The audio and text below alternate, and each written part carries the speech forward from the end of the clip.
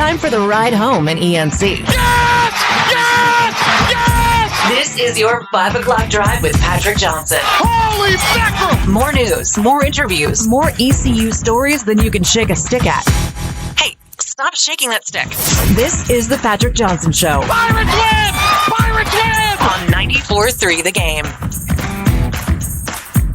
Welcome into the Friday edition of the Patrick Johnson Show. Philip Pilkington and Dom Kasulki here filling in for the P-Man on this Friday, this very rainy Friday in Greenville, ahead of some high school football games getting underway this week. Well, all of them getting underway this week. Some of them getting underway tonight. Some of them played last night. We'll wrap the show telling you about some of the happenings going on with that as well as around Greenville, North Carolina. We will also be talking about the scrimmage for tomorrow, East Carolina. That will be their final full 11-on-11 scrimmage before they head down to Tuscaloosa to take on the Alabama Crimson Tide in what is now just under 15 days' time. We're going to talk about the quarterback battle when we are hoping to hear a decision made on that, as well as the Panthers preseason game tonight. Hopefully we can see a little more out of Bryce Young and the offense than we did last night. And we'll also take a little bit of a dive into what Keaton Mitchell did last night for the Los Angeles Chargers. Obviously a former Pirate there making his move from Baltimore out to L.A. However, we are going to start today's show talking about the lawsuit or the appeal that went through earlier today and how it will affect East Carolina directly. Before that, though, we are going to welcome in our cast and crew. We have Thomas, our intern, back behind the scenes helping out, and his roommate, Dom Kasulki. How's it going, Dom? It is great to be here producing. It's been a while since I've been back here. I've been doing all the Pirates and the Pros, in the big man room, not behind the screen. So now I'm back here, and I'm back to my rightful spot. Rightful spot? Dang, you just demoted yourself. Oh no, I think this is. I pride myself in being able to do it while talking. I feel like it's even harder.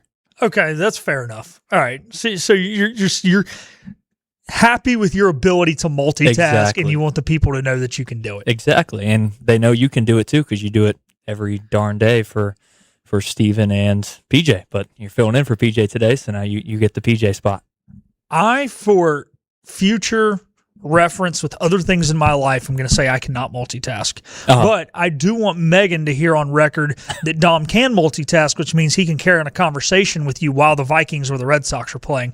To any woman I end up with, I cannot carry on a conversation with you while the Panthers or Red Sox are playing. I just want to throw that out there. I appreciate you saying that, but I don't think she'll believe you because she's witnessed firsthand that I usually can't. More often I can in a Red Sox game, but a Vikings game being at once a week, I can't really hold conversations with many people if it's a second half close game, which that feels like every Vikings game is. So conversations are not held well there. But at work, I have to.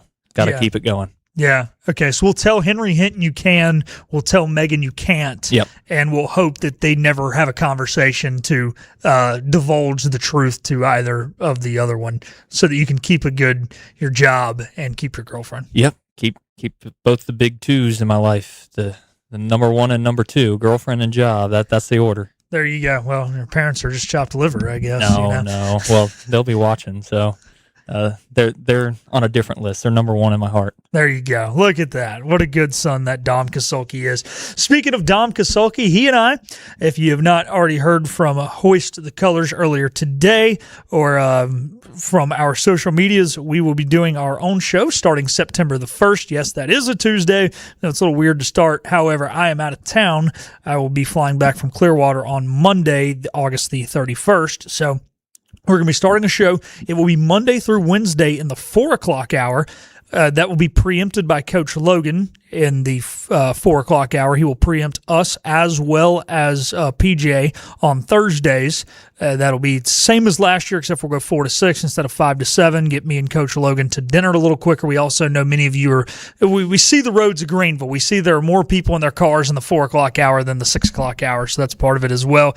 And then a little breaking news here. We had not announced this because it was not 100% official on Hoist the Colors earlier today, but Dom and I will actually be live at 5 o'clock. So we're going to flip-flop times with PJ on Fridays. We're going to be live from 5th Street Hardware in Greenville every Friday, at least through football season.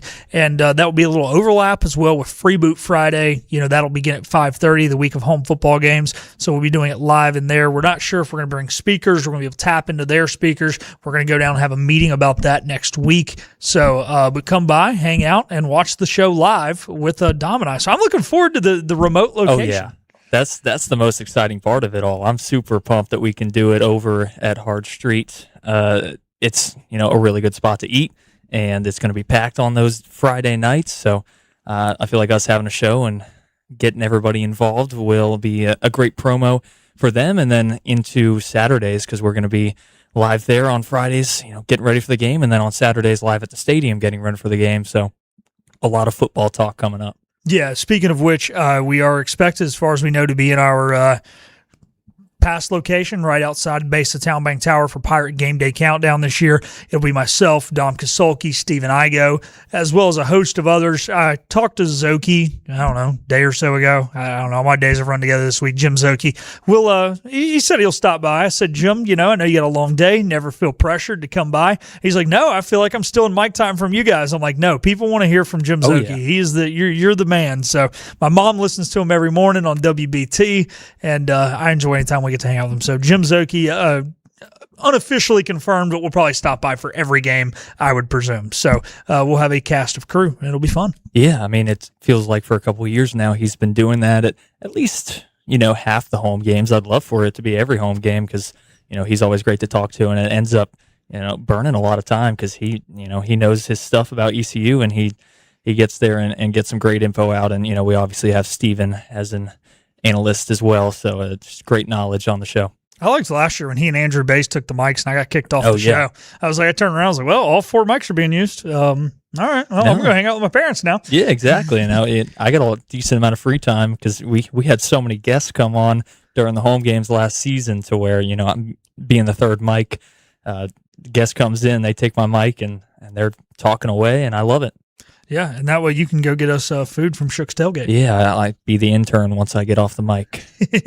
All righty. Well, we've killed 7.5 minutes here talking about our show and talking about Pirate Game Day Countdown. Let's get on to actual sports talk radio.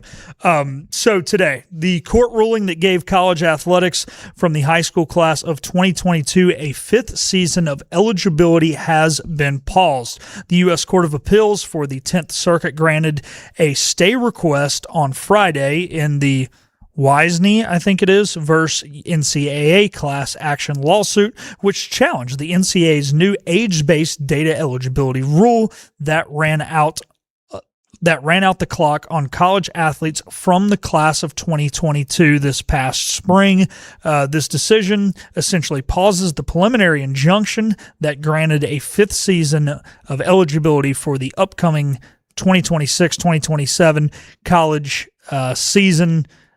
So finally, the NCAA appears to have won a court case. Yep.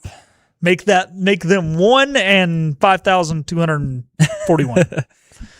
Yeah, I'm not the biggest fan of it, as I'm sure everybody at ECU isn't. Obviously, I know we talked about it before the show that it was a big talking point that Blake Harrell, not bringing them on and getting them ready for the season could be a bad move if, the players weren't ready for the season at that point.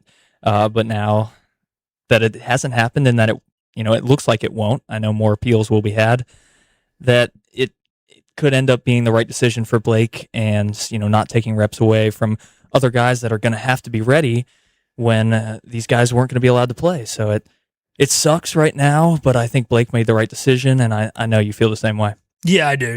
Look, Coach Harrell was being proactive in this. He was in communication with main campus, making sure that these 3 young men, being Marlon Gunn, J.D. Lampley, and Sam Danka, were able to be enrolled in school. He was making there were workouts going on. The 3 of them were working out together. I think they were kind of being, suggested on what to do. They weren't practicing with the team, but hey, here's what you need to do to be in shape.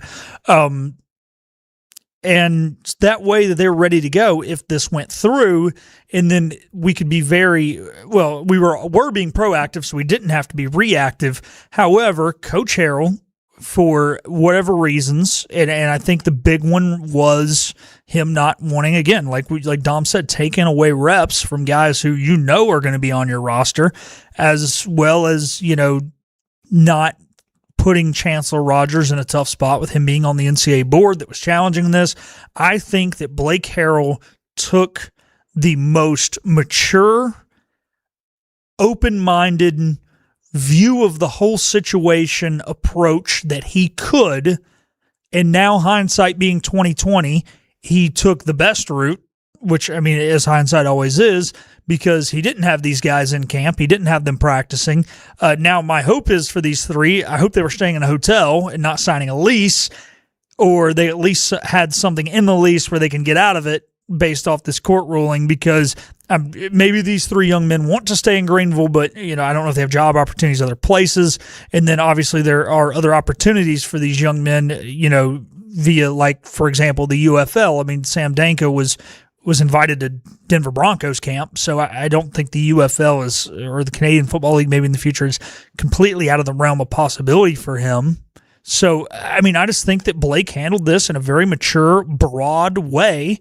And, yeah, now he looks like the smart guy. I hate it for the players. I wanted to have these three young men back, but he looks like the smart guy because some other schools' reps are being taken away from guys who are going to play in a week or 2 weeks. Yeah, he does, and these guys would have been great to have back on this team because it feels like we're going to have a great season with the schedule coming up. Blake Harrell coming into his third season, and it hurts that we're not getting them back, and it hurts for the players because I feel like that's one of the many cons in this whole process is that they might have planned to be playing, and I know that guys have to have backup plans in this situation. But they probably thought they were going to play. They're here in Greenville. They're ready to play. And they might have been practicing every day outside of the facility to be ready to play. And now, you don't know where they're going to be, what's going to happen if they had backup plans. And that's one of the things that does suck about this process. On top of it, players a year later coming in from high school are going to get this fifth-year eligibility, and these guys aren't. And it just doesn't feel like a super fair process. It doesn't, but as rules change, as you go through life, when you were born affects a lot of things. Yeah. Dom, we can sit here and say, well, we couldn't drink till we were 21. Some people were able to drink at 18. That stinks. Yeah. Most of those guys who are drinking at 18 were also worried about getting drafted to go to World War II in Korea. So, and we didn't have to worry about that. So there's that side of things, right? I mean, and I know I'm going it's from a totally different aspect, but I get the analogy. Yeah, so there's that. So now I think the next question, because there's going to be more losses. This is not like, oh, hey, yeah, book's closed. We're done. Right, so let's go into a couple things here. We played the soundbite from Adam Schefter yesterday on this show, and it was when he was on First Take, and he was talking about the guys who are going to get released from NFL rosters next week. There was a ruling in Colorado that was saying they would be allowed to go back, enter the transfer portal, and play college football. As of this ruling, that is on pause. Mm-hmm. Going to the Louisiana thing, which we also talked about on the show earlier in the week, a Louisiana judge filed I don't understand this, a restraining order for 16 athletes against the NCAA. These were athletes who had gone to NFL camps, been released, and were trying to go back to college football. I don't know how the NCAA would get a restraining order. Usually you have to beat somebody up or, make them feel uncomfortable in a certain way. I guess the NCAA made me feel uncomfortable because I wasn't going to be allowed to play football no more. But we are not sure about what that means for that ruling as far as now they're not eligible as of this, but what was the word I used? Oh, restraining order, whether that upholds. Because what does that even mean? So can the NCAA still not contact these guys, I guess is what it means. But, so from that earlier this week, according to NBC Sports and Pro Football Talk, it says this means that the rulings for the other cases remains to be seen. Earlier this week, a Louisiana judge granted temporary restraining order regarding the efforts of former college athletes to return to another season. At least one current NFL player has since entered the transfer portal. Okay, so there's that. Now let's go over to the thing that happened in Kansas. There is a basketball player in the state of Kansas, and they say on September the 4th at 9 a.m., that Judge Simpson will hear arguments by both the council and the NCAA as a recent Kansas guard argues for a temporary injunction that would make him eligible for the 2026-2027 basketball season. So that injunction is supposedly going to be heard in court at 9 a.m. on Friday, September the 4th. Okay. Now, basketball, obviously, we're not in as much of a hurry to get these guys in. Got a lot of time. Now, with that being said, basketball is a first semester sport, and you have to be involved in school. Now, certain schools have the 8-week deal, so maybe they could get in for the second 8 weeks of a semester if they could find classes like that, but a little less rush on that. But supposedly, and this article was posted just a few hours ago after the ruling came out, this will still be heard.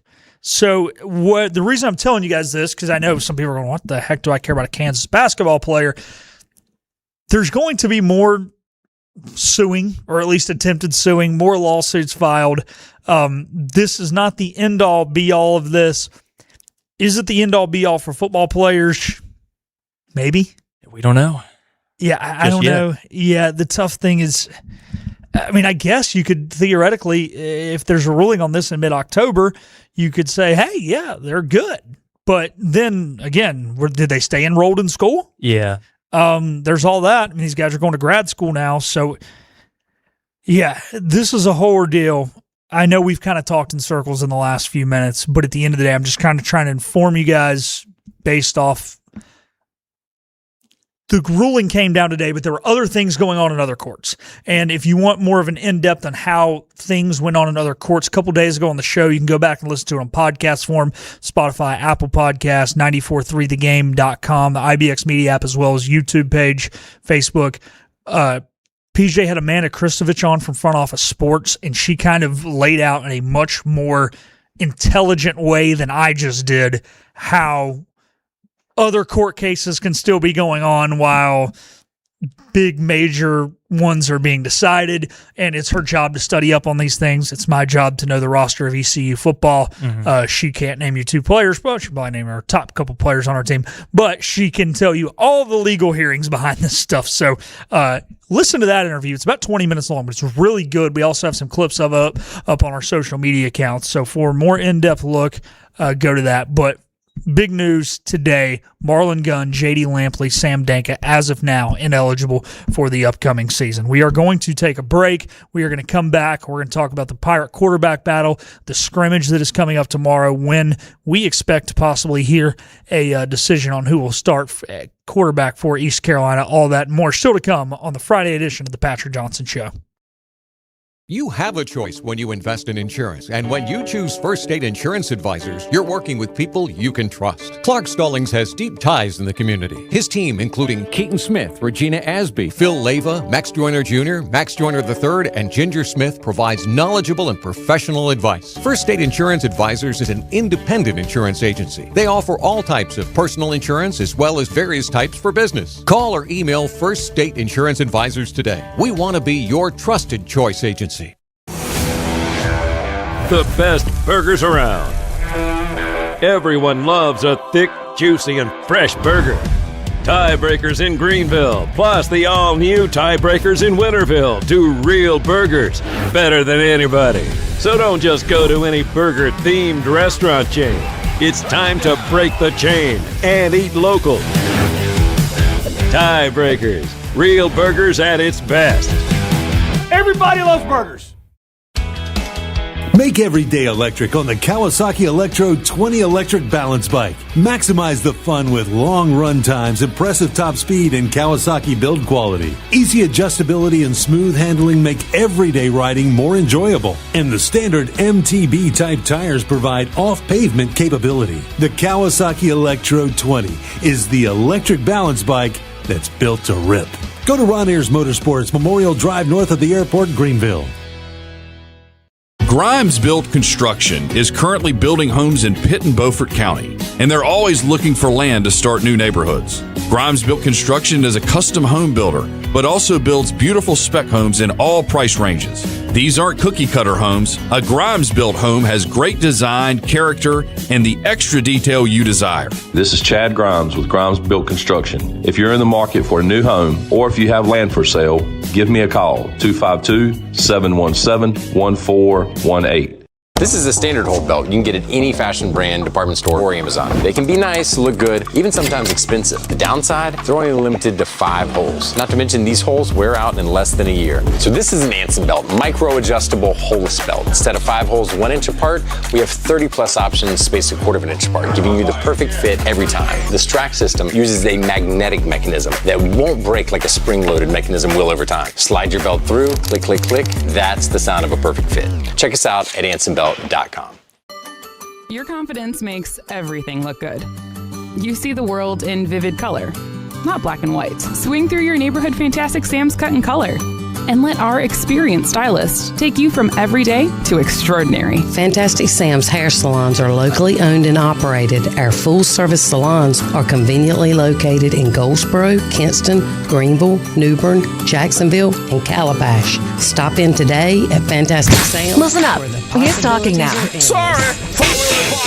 The Patrick Johnson Show on 94.3 The Game. Welcome to the Patrick Johnson Show. Philip Pilkington here filling in for Philip Pilkington and Dom Kasolki filling in for PJ. Gosh, it's late on Friday. And I didn't get much vitamin D today. Too much rain going on here this afternoon. So, hey, let's get into this. Final scrimmage for East Carolina coming up on Saturday. It'll be 14 days out from the season opener in Tuscaloosa.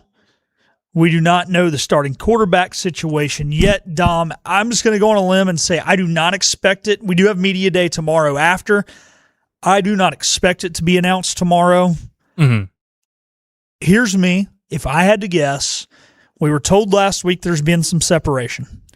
I think the coaching staff wants to review the film at least from Saturday's scrimmage, which they will not have time to do before media day because they literally butt right up against each other before they come out and say anything. I expect nothing tomorrow. Yeah, it's definitely not going to be named tomorrow. I'd say what I'm hoping for is maybe 10 days before the starting, the opening day against Alabama. It's not going to be right after scrimmage. Hoping it's not a week before, like a week and a half maybe.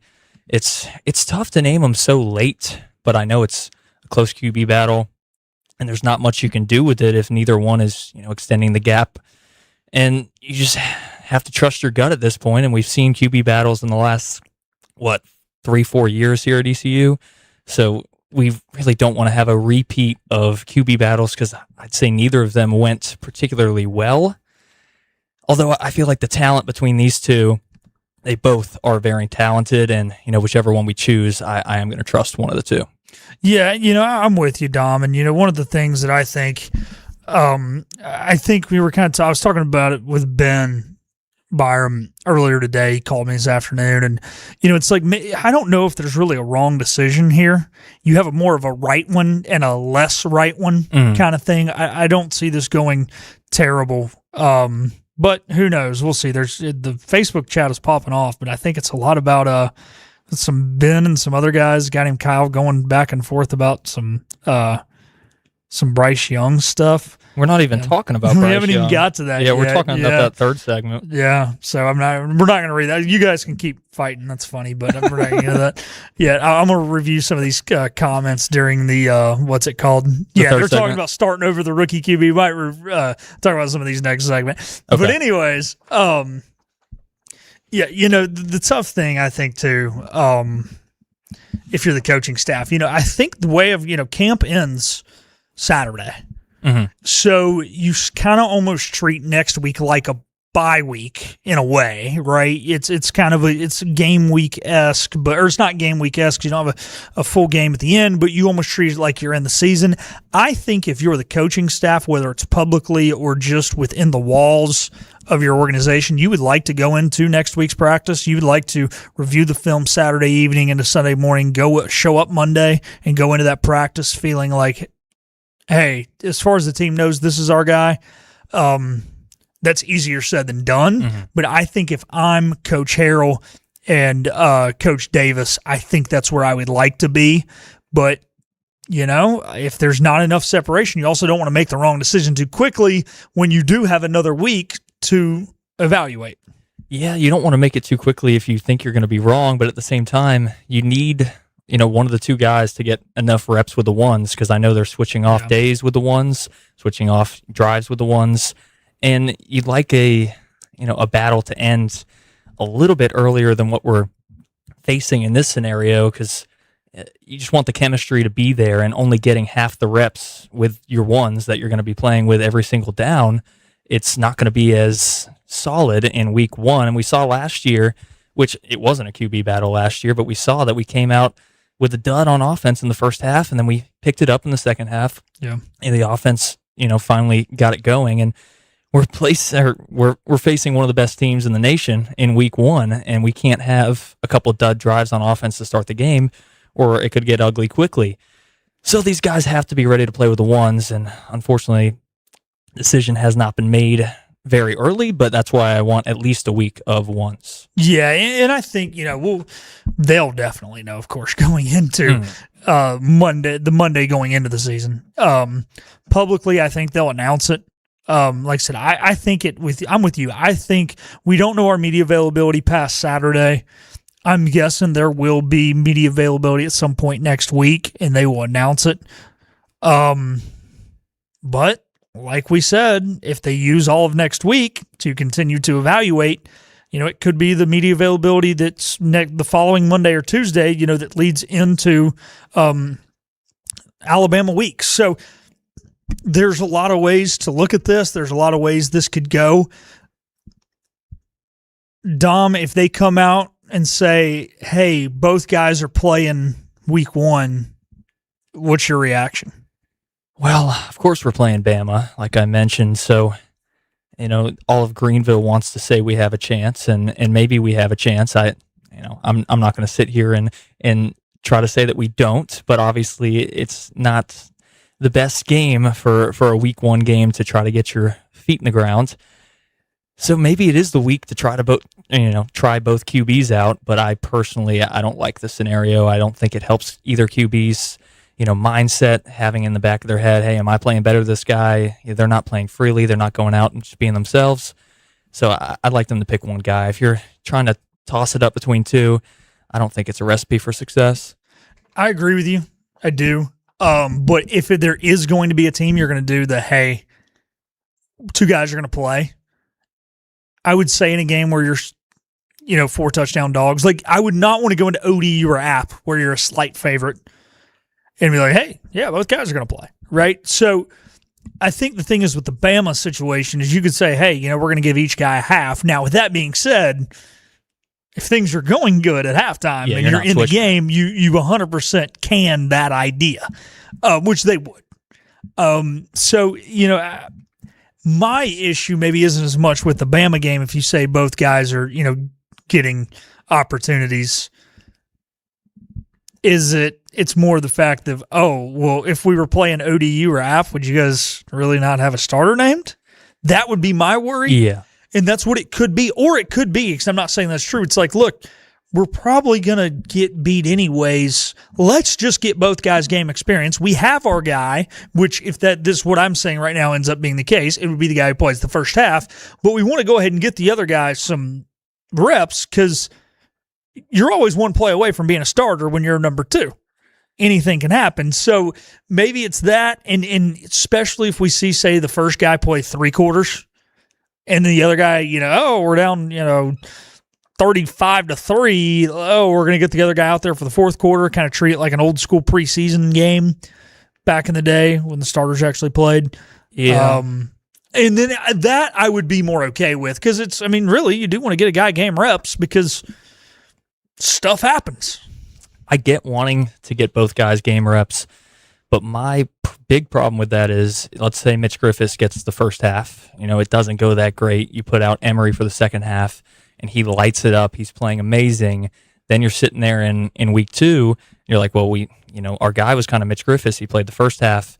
Are we going to start Emery in week 2? And then week 2 comes, and App State game, he starts the game with a turnover and then a 3 and out, and then you're like, man, do we put in Mitch? And then you're in the scenario where you're flipping and flopping your QBs nonstop, and you don't really know who your guy is. So, you want one guy to totally take that step beforehand, but we're deep in the off season, 2 weeks away from playing week 1.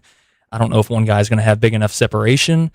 So I get guys playing both halves. You want the reps, but my worry is that one outplays one so hard, and then later on starts to fall off, and you're forced to switch, and then it's just the whole process of what are we going to do, and neither guy has a great mindset at that point. No, that's a really good point. And so a similar situation happened a couple years back. You play Michigan week 1. Mason Garcia played most of the game. Then it didn't go well. You go to Alex Flynn. Flynn then starts the FCS game. That was the second game. And he goes out there, and just like any other FCS game, you're up big, you put in the backup, and then Garcia finishes that game. And then it was like that third week was when we kind of got into true like flip-floppiness. So I get what you're saying, and I agree with you. So what my hope is, if we do see both guys week 1, you almost take week 1 with a grain of salt, unless you go out there and win or something. I mean, one guy's just clearly, but which I don't think there's if there was going to be that much separation, the coaching staff would have seen it already. Yeah, that's the problem. You go out there, you name a starter, he plays 2.5, 3 quarters. Okay, we get the other guy in.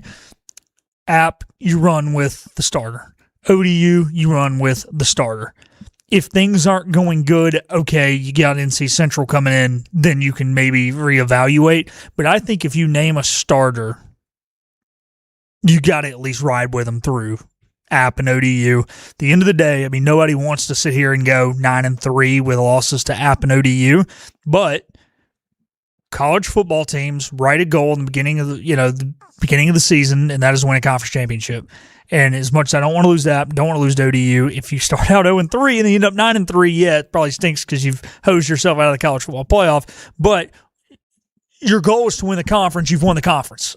So if it took those 3 weeks of growing pains to get it ironed out, especially because unfortunately week 1 happens to be Bama, I think it becomes kind of it is what it is situation, I guess, to an extent. It's easier to sit here and say than actually feel that emotion come December. I get that, but I don't know. I mean, I think if you get it figured out before conference play, you're good. Yeah, I mean, it gives you a little less leeway in conference play. Obviously, you don't want to lose conference games in general, but you start 0-2 or 0-3 against our 2 toughest non-conference games to start week 1 and 2. We're kind of put in a tough position to not lose again. Yeah. And you obviously don't want to be put in that position, and we're put in a tough spot in general to have these 2 tough games to start. And playing against App State at home here at Dowdy-Ficklin, you want to go out and win that game and get the fans ready for the conference play. And I think going out and winning that game would be a huge start. Yeah, it would. And, we still look at the overall landscape of the season. I think, that is haven't beat App in 12 years. It was kind of an ugly loss last time they were here. I feel like when we lost up in Charlotte, they were just a better team that year. That one wasn't as maybe quite as painful.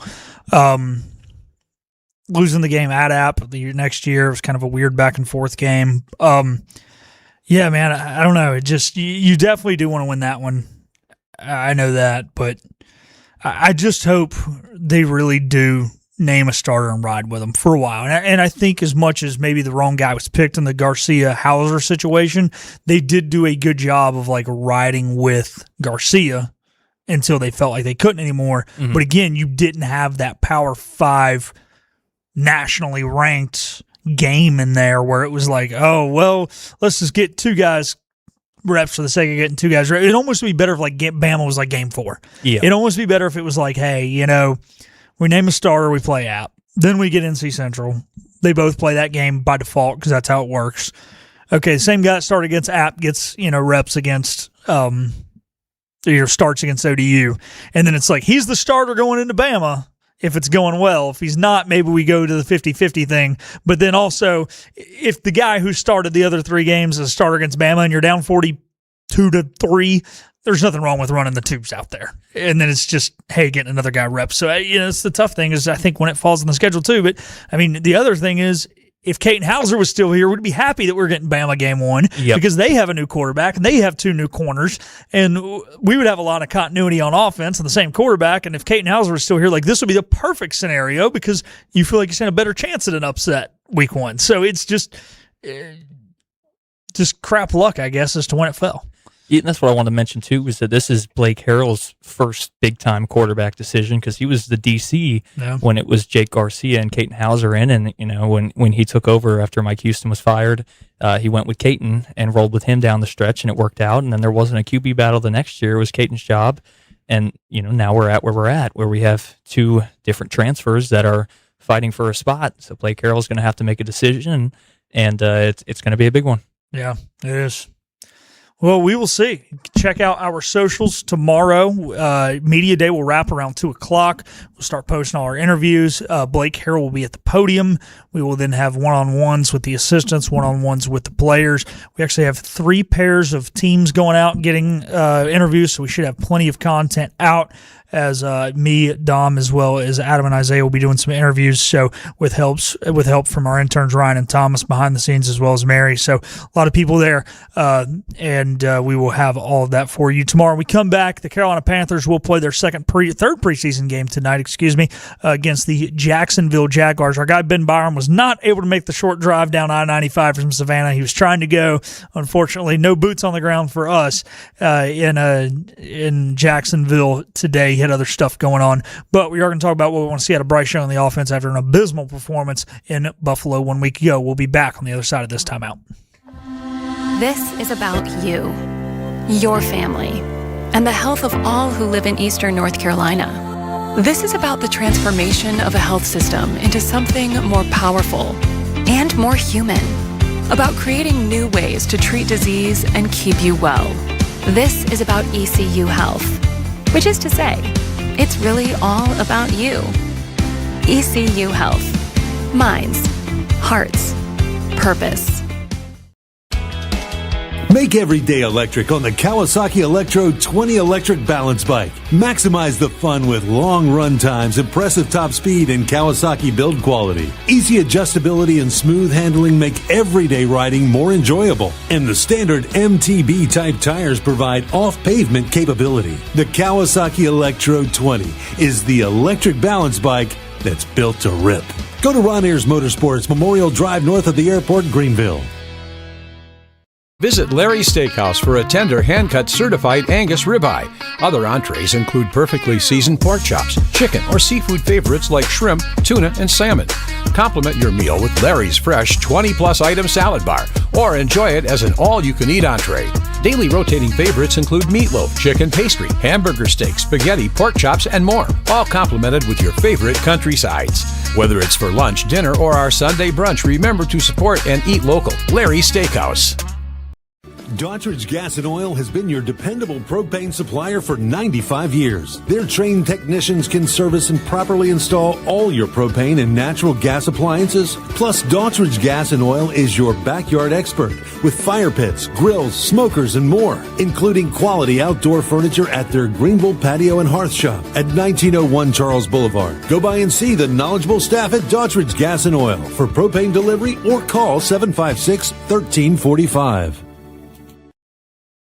Acre Station Meat Farm, along with Lane Angus Beef, bring you Farm to Fork Beef. Stock your freezers now with affordable beef boxes, just in time for the grilling season. Farm to Fork Beef brings quality local beef to your family. From your traditional butcher shop, Acre Station Meat Farm. Come on down to Acre Station Meat Farm and find out why we're #1 in fresh cuts and friendly service. Acre Station Meat Farm, Highway 32 North, Pinetown. Your future is full of possibilities, and Pitt Community College can help you explore every option. You can earn a degree, learn a trade, transfer to a university, or launch a new career. We offer the support you need to succeed with flexible schedules, affordable tuition, and programs designed for the real world. Your path, your future. your college, Pitt Community College. Beep, Register beep. now. Move over, Buttercup. We're back to the show. We're back! And I love them! This is the Patrick Johnson Show on 94.3 The Game. Welcome back into the Patrick Johnson Show. Philip Pilkington and Dom Kasulki here filling in for the P-Man. We also have Thomas, is it Stinger? Yep. Stinger, our intern, hanging out. He is Dom's roommate. He is one of our first ever full-time intern. And when I say full-time, he's doing it for a lot of credit hours. He's got to be here like 30-some hours a week. So he's been getting coffee. He's been climbing ladders. No, I'm just kidding. He hasn't been doing any of that stuff. We might make him do that stuff eventually.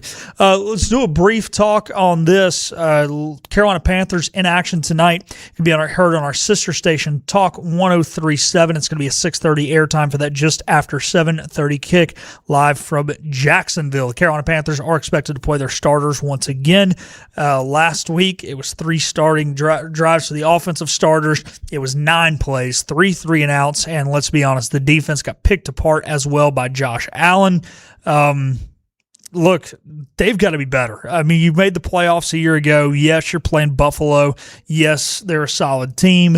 Yes, you were out both of your guards. But I think if you're Carolina guys, look, you've got to get out there and sustain a drive. There's still some looming questions around Bryce Young, specifically because you look at the Atlanta game from a year ago. He goes out, sets a franchise record, and then a couple weeks later against Seattle, he doesn't even throw for 100 yards. So I think if you're Carolina, you just got to be consistent on tonight against Jacksonville, who is another good side and was in the playoffs a year ago. Yeah, so I'm trying to fit myself in this 3 spot, but I haven't done a 3 shot in a long time over here with Thomas. But yeah, playing the Bills last week, the Bills did play their starters for that entire first quarter, so they were out there trying very hard in the preseason game. And Bryce Young, I know had a big argument in our YouTube comments between him, Ben, and some other members of the YouTube chat. So, some people have high hopes for Bryce Young in this season, but this is a big year for him to come out and really cement himself, because he's shown flashes of greatness in that Rams game, and it's something that you don't see or that you haven't seen from a Carolina quarterback since Cam Newton. So you're really happy to see that in a playoff game from him, but then a dud the week after.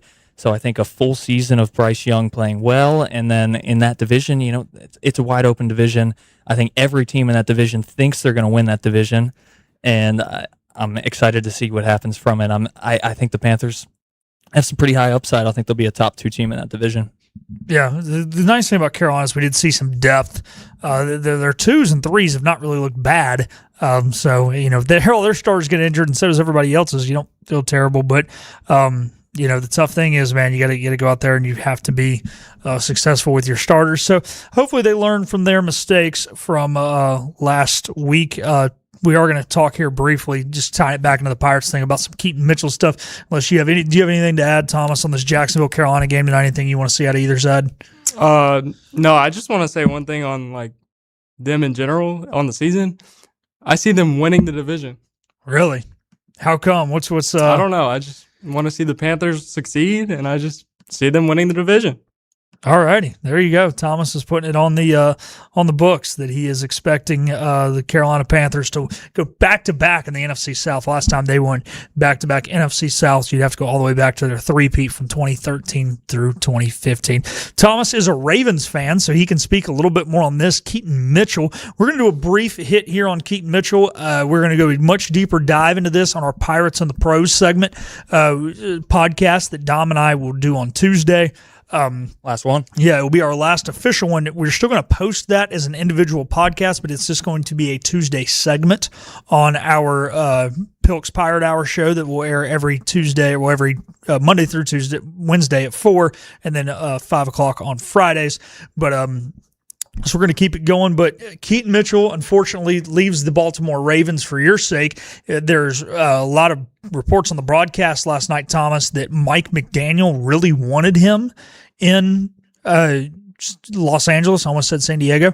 He is now the new OC, and last night, from what I saw, he's using him in many ways that he used Devon Achane a year ago. So I know it kind of stinks you guys losing Keaton, but you got King Henry there, and I think Keaton can probably thrive in an offense like Los Angeles with an OC like Mike McDaniel.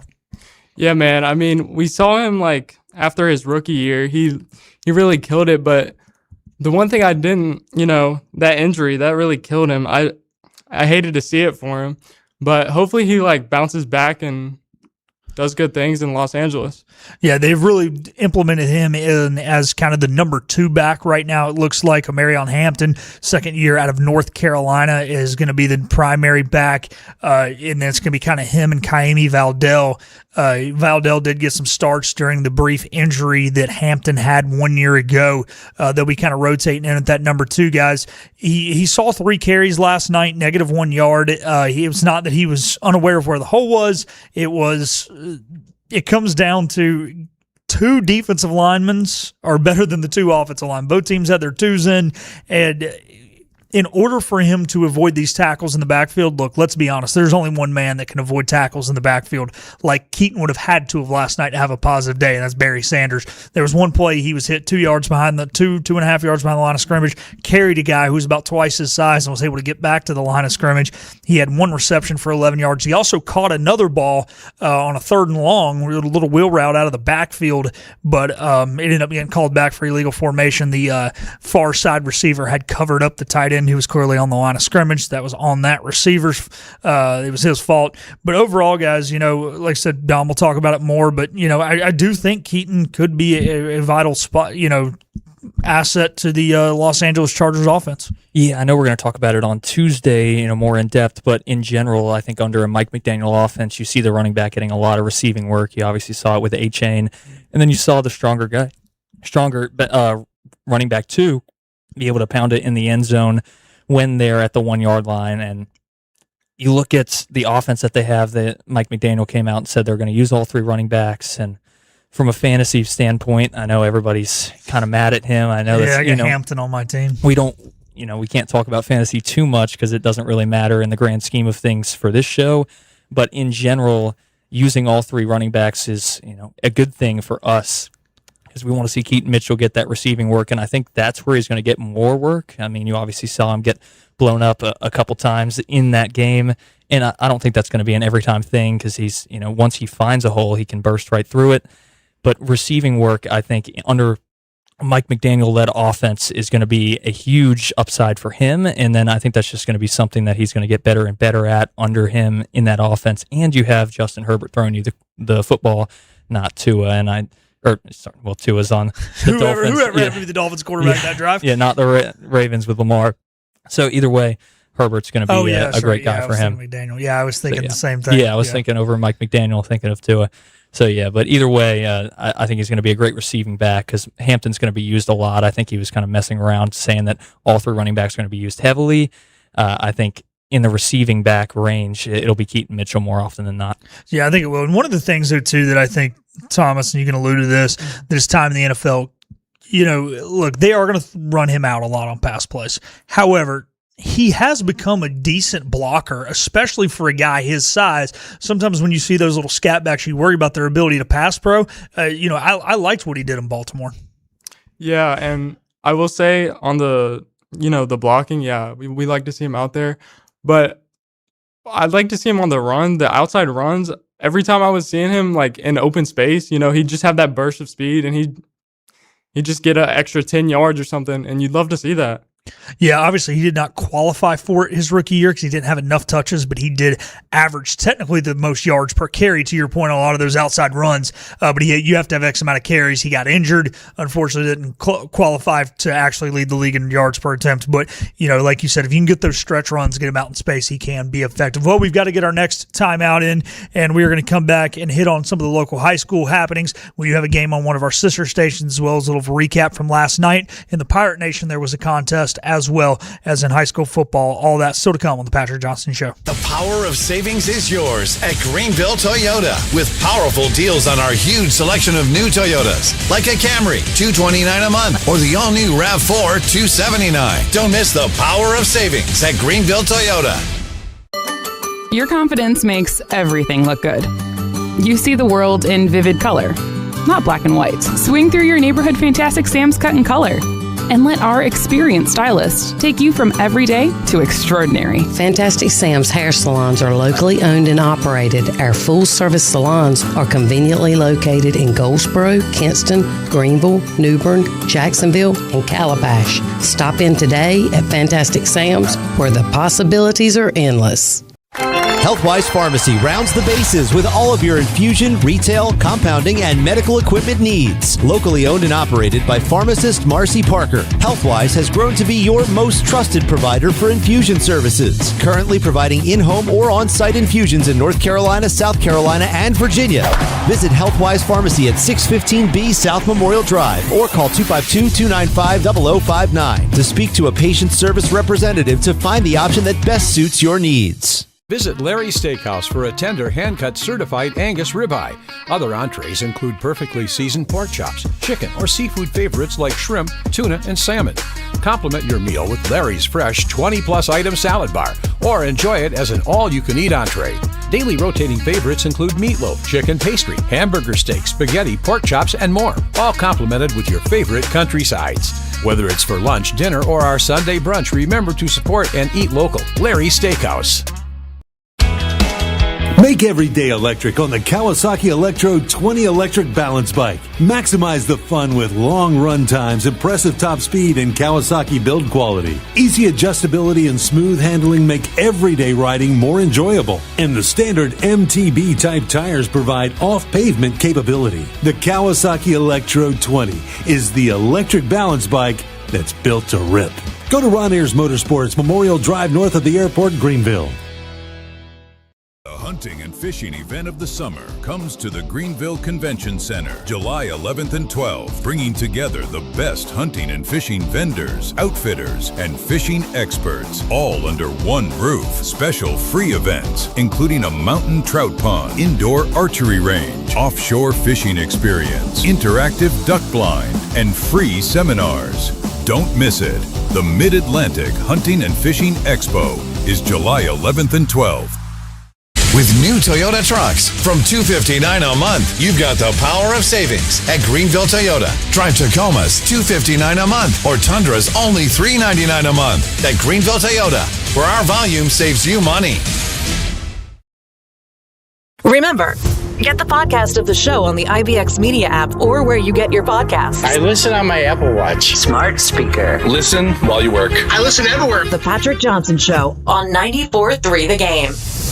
Philip Pilkington, Dom Kasolki, and Thomas Stinger here filling in for PJ on this Friday, August the 21st, as we are in a rainy Greenville. J.H. Rose did get moved up to last night. They defeated Northern Nash 20-11. Yeah, that's one of those series that's kind of become slightly like an out-of-conference rivalry, it seems like, over the last few years. They've been playing some home-and-homes. They also met in the third round, I believe it was, of the state playoffs a couple years back. So Rose does get out to a 1-0 start. Tune in normally on Fridays right here on 94.3 The Game to hear our guy Dylan Johnson on the call. He's obviously the voice of Pirate Baseball now, also the voice of Rampants Football. Also on our sister station last night, it was Edenton Holmes 42, Pasquotank County nothing. That was on Talk 103.7 tonight.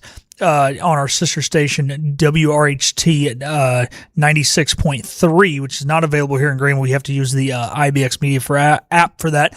Adam Hill and Isaiah Thompson will be on the call as Croatan host East Carteret. These two teams met in the first game of the season last year. Croatan 60-0 victor in that one. Croatan is returning a lot of their big guys, including their starting quarterback, who's also their starting kicker. He's also one of their best basketball players, so that will be big for Croatan tonight. They're expected to be really good, by the way. Looking at the Big Carolina 6A, 7A conference for tonight, Northside Jacksonville will be at White Oak, and Jacksonville will be at West Carteret. A couple games have been postponed to Monday. That includes D.H. Conley at Laney, New Bern hosting New Hanover, and South Central at Kinston. So they're postponed because of the rain, so they're going to play those on Monday, at least according to Max Preps. So just some notable things there going on locally in high school football. Rose is supposed to be pretty darn good this year. We're definitely going to get Dylan Johnson on the show. Maybe not every week, but maybe bi-weekly. Gosh, I cannot talk.